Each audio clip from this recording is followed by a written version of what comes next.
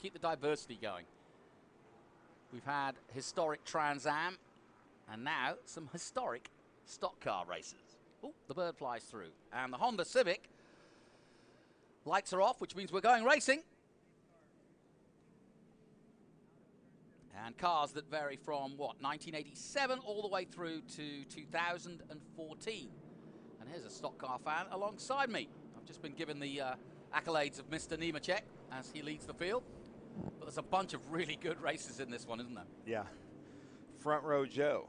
Yes. But he is I guess the most starts in NASCAR, yeah, correct? Yeah. Here we go then. Green flag waves, and away they go to the beautiful sound of stock car racing in America at a track they wouldn't normally come to, Sebring.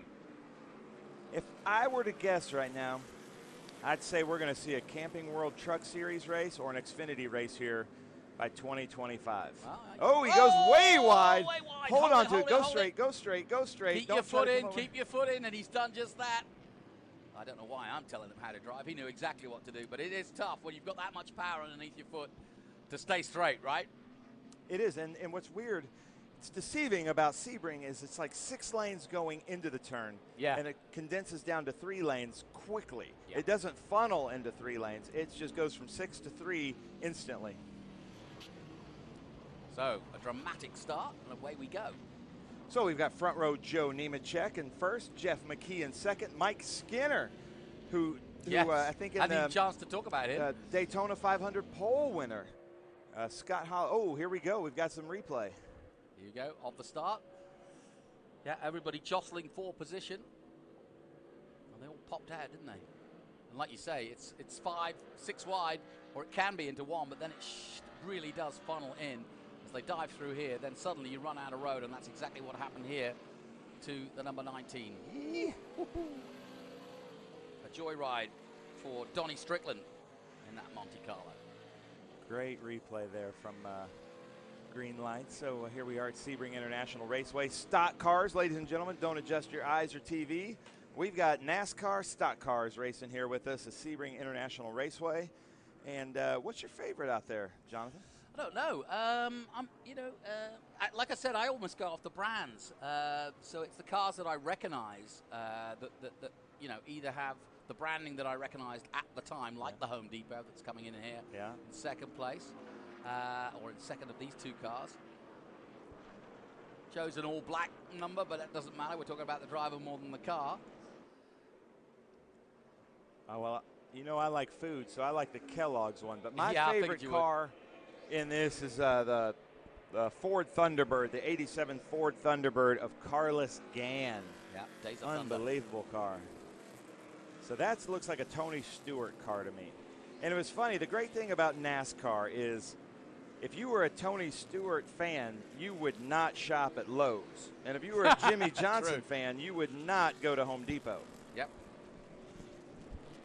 And then when Rusty Wallace went from Miller Genuine Draft to Miller Lite, some people thought that was not cool, but Rusty Wallace same in the Genuine Draft car. That's when I started really tuning into NASCAR. Yeah, I think. that's John Cloud in that car. Scott Hawley is in the other Rusty Wallace from 2000, the Penske Dodge Miller Lite car. There that is. That was not good grammar for me, but there is that car that I'm speaking of. Don't be too hard on yourself. There's a Menards car. We had Paul Menard here racing with us yesterday. Yes, and it is the same family. A lot of people ask that question. Is it that family? And it is. Yep. Yes, it is. Big supporters of motorsports is Menards, and you save more money at Menards. That's their jingle, but I can't sing. No, I can see that. You can see me singing? Yeah. That's a miracle. It is. There's the number 1, a Willie Todd. That is a NASCAR name. Willie Todd, and I think there's a guy that races with us in this group called Ricky Knuckles. Best Ricky NASCAR Knuckles, name. I know. Dick Trickle, you gotta love him. I'm convinced you just cannot go racing with a name like Bob Smith. Not NASCAR. No. Kenny Bupp is out there with us. Wow, legend. That's 2000 a legend. Ford Taurus. So it's just Did you go through all the names? I haven't gone through everybody, no, so go Larry for it. Hoopa. So we've got Joe Nemechek, Jeff McKee, Mike Skinner, Scott Hawley, Lee Arnold, Matt Budson, who races with us in the Trans Am Series. Yeah. Kenny Bupp, his son, races with us in the Trans Am Series. Larry Hoopa, Randy Walker, Neo Fernandez, Donnie Strickland, Willie Todd, Carlos Gann, Stephen Keneally, Raymond Webb, Stephen Papalis, John Cloud, and Samuel Lecomte. And John Cloud is somebody you know very well in the Pontiac, who's raced in SVRA for many a year, right? Yes, one of my heroes in SVRA. He races a little bit of everything. There's the Menards car, the number 44 there of Jeff McKee. He races that Falcon with us in Group 6. Really good race car driver. Welcome back. But yeah, John Cloud races the Boss 302, a bunch of Trans Am cars. He races in the TA2 series, and he was also a SVRA Driver of the Year. You know, it's so funny coming from Europe and watching NASCAR and almost presuming that they only raced ovals. I love to see the road races. I love to see these stock cars because, yes, it is hard. They don't have all the gizmos. They don't have all the bits that go to make it easy to corner. These are hard cars to race. They're simple cars, but I think that's what makes it so exciting to watch, is that the guy behind the wheel is working. Oh, yeah. Yeah, these are very heavy, high horsepower cars. That was Lee Arnold there in that Zero black car.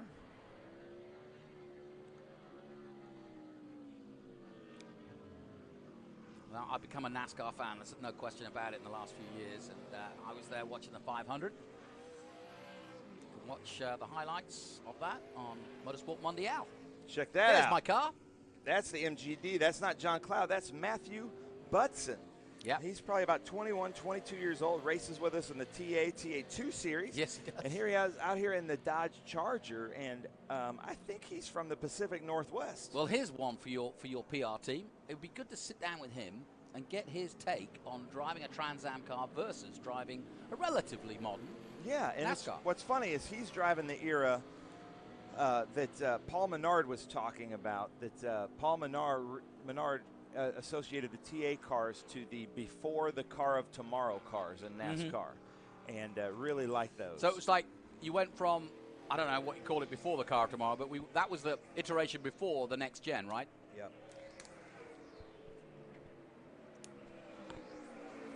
Which is all good marketing because they're fairly basic. So once again, Front Row Joe is doing what he always has, leading the way ahead of Mike Skinner. Good to see both of them out there. Scott Holley still third, and Jeff McKee. About 10 minutes to go in this one as Donnie Strickland dives through. He's the one that went wide earlier on in the 19, but gathered it all together. 78 is Randy Walker at the back of this three-man group. There's your cornflakes car. Yeah. Now I'm hungry again. It's almost lunchtime. That's Larry Hoopa. Well, he's been part of SVRA for a while too. Yeah, he's been racing with us a long time. I'm drawing a blank. So I'm sure our NASCAR fans are watching. Who was the number 5? Was that Labonte? Was that Terry Labonte? Who was the number 5 Kellogg's car? In the Kellogg's car? I don't. That is beyond me. Labonte. That's your guess? If you're it's Labonte is how you're supposed to say it. But if you're NASCAR, it's Labonte. Labonte. Or just they try to make everything one less syllable. Well, it's got down to the point where now it's just first names. That's Dale. 78 there. That's Randy Walker, 2000 Chevrolet Monte Carlo.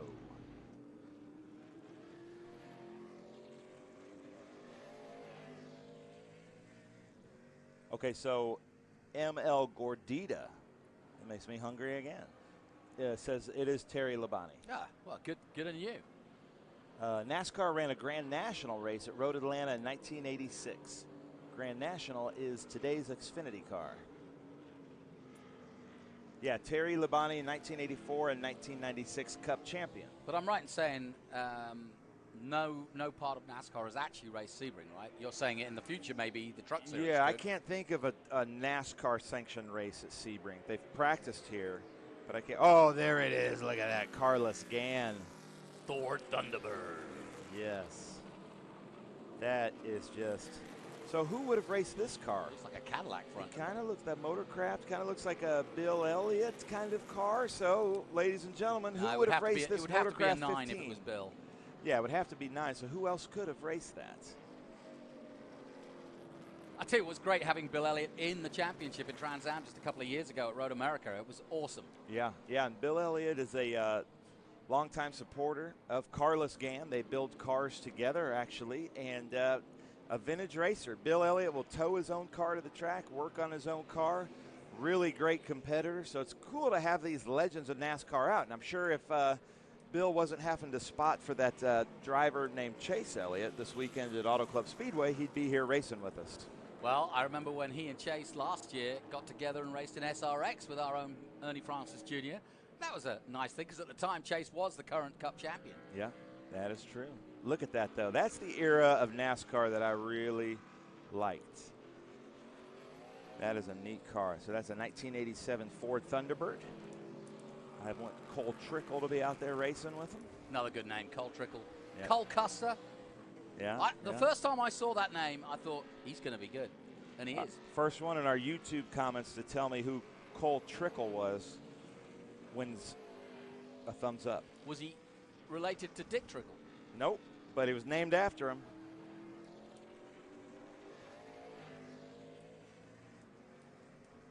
I'm going to get you, Ricky Bobby. Well, it's related to I made that. Grosjean say that, actually. Really? It was very funny. Oh, that's awesome. Yeah, he does a good impression. And Simon Pagenaud, the same. If you ever get Pagenaud on his own, he's quite happy to go straight into NASCAR for you. I'm getting information from Phil Manson that Dave Marcus always wore wingtip shoes when he drove. That's pretty funny. I don't know if that's a disadvantage or a... I don't know. I can't see it being an advantage, but there you go.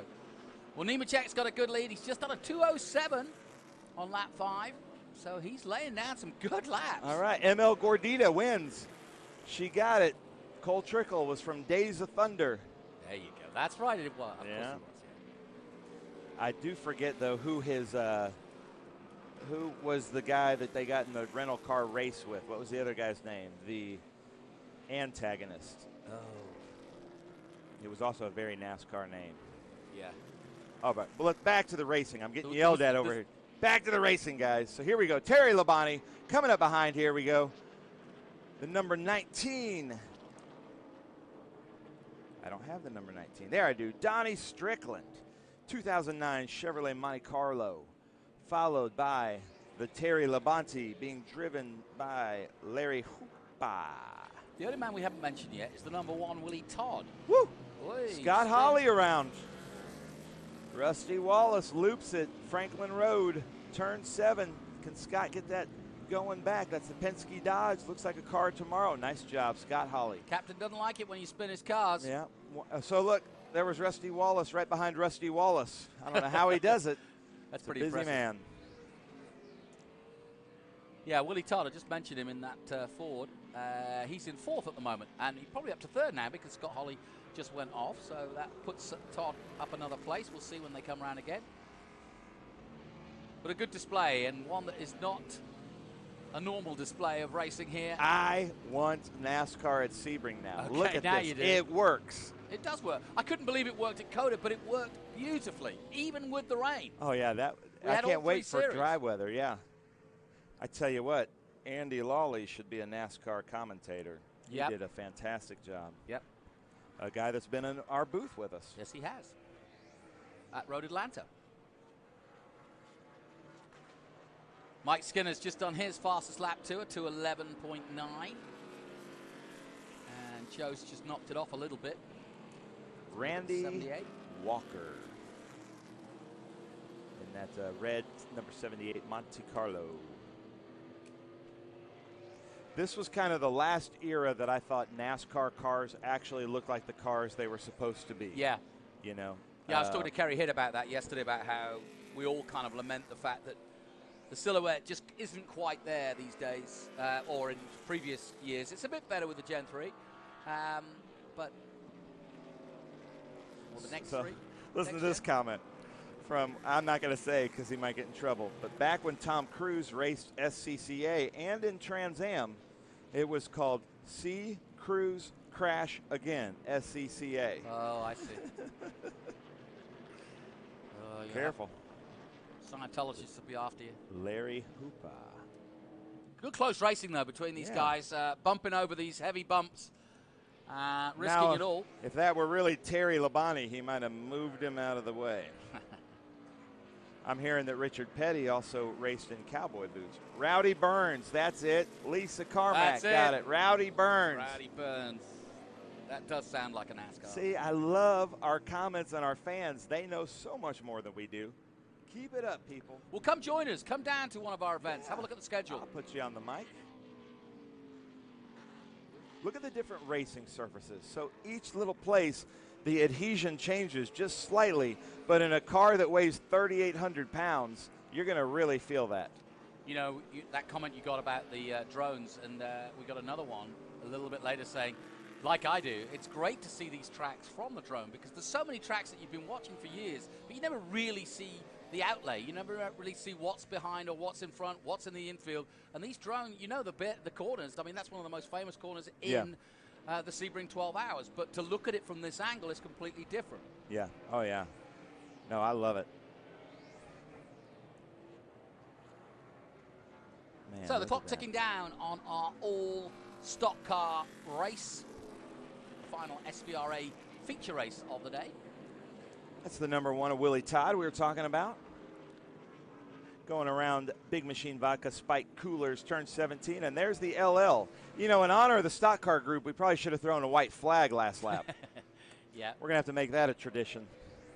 Or I could have if these are stock car drivers, Mike Skinner and Joe Nemechek might be, what in the world does that LL thing mean? We should have thrown a white flag just in case. Looking loose, maybe.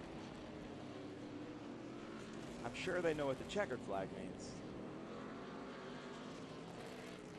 There goes smoke, chasing front row Joe Nemechek.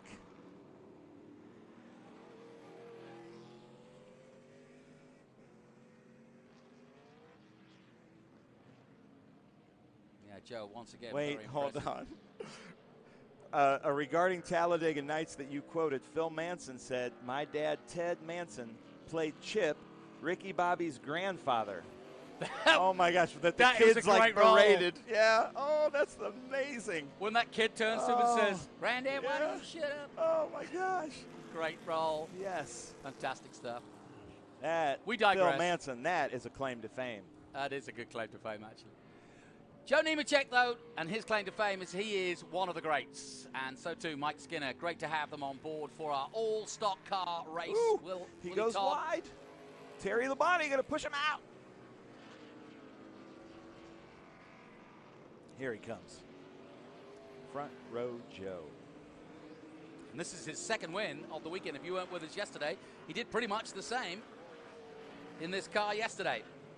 So it's a complete sweep for front row Joe. And there's the checkered flag. And once again, Joe Nemechek, he needs to make a comeback. Historic NASCAR racing. Still got it, Joe Nemechek. Yep. Why don't we do that? Let's get a stock car race every weekend. We're making a stock car championship. Let's do it. Yeah. What, really? Yeah, we are. SVRA. It's going to be a 4-part series here. They're at the Roval with us in 2 weeks in Charlotte. And then next year it might be a 6-part. That would be awesome. And you can see the comments from the people. They are interested. So that would be really cool.